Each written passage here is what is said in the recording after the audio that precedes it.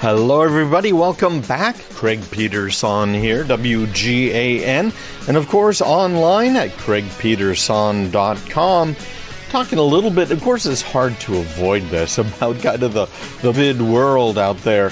What does it really mean? We're just talking about telecommuting and how it's really going to cause some stresses on businesses.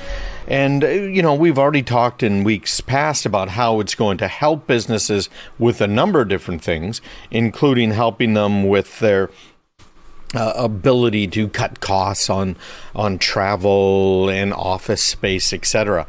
But there are a lot of other things to consider, as you just went over. Well, now we got to talk about what is happening to us at our homes and our businesses from, of course, the security side, because it's no time to let your guard down. The coronavirus fraud is a huge threat, and it's been growing. We're seeing constant warnings about it from the FBI and from these various security companies that are out there.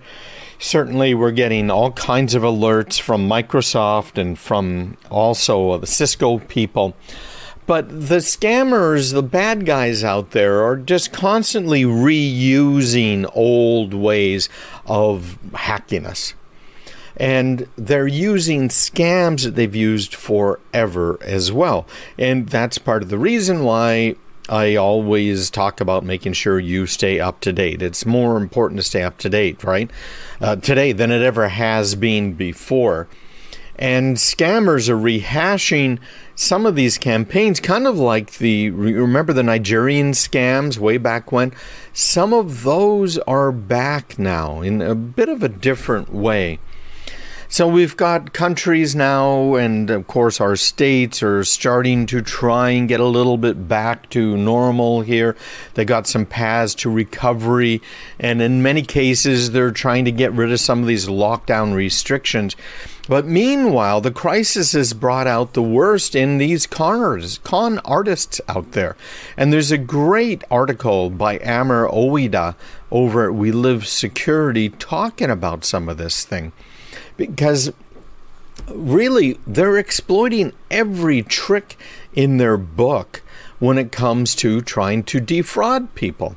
They've been trying to impersonate legitimate sources of information on the pandemic. We've talked about that, where they'll send out an email saying, click here to look at this map of the pandemic. And there might be ads on that, or it might even be worse, various types of spyware, obviously, that they're trying to put on there. But they're trying to defraud people. And they've got also these fraudulent online marketplaces set up where they're offering deals on everything from hand sanitizer through toilet paper, some of the masks and things.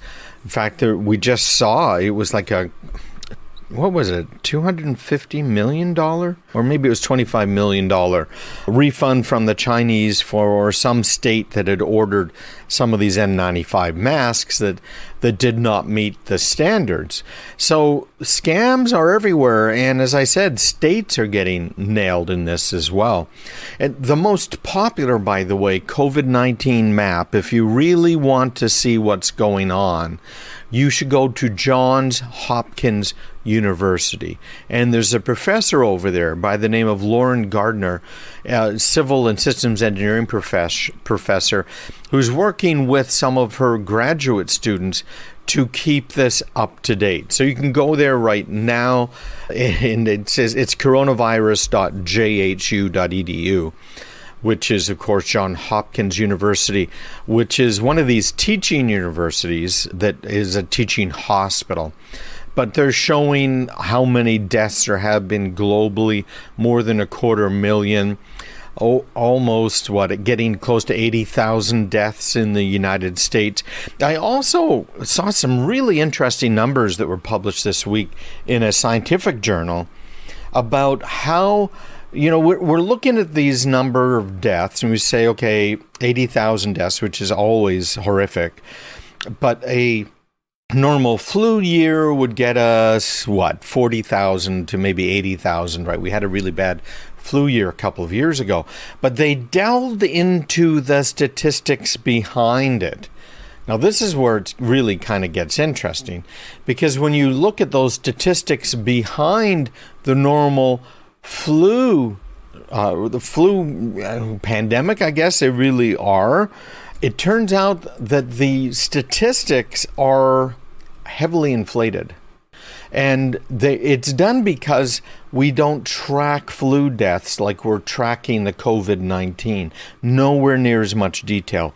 People that might have died of a bacterial pneumonia in years past would be counted as a flu death. Now that is a bit of a problem, right?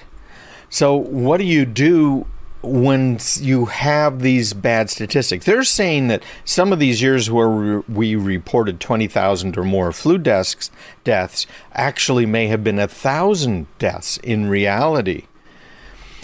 So anyways, I'm kind of rambling a little bit here, but that brought it up when I was looking at this Johns Hopkins map here in front of me.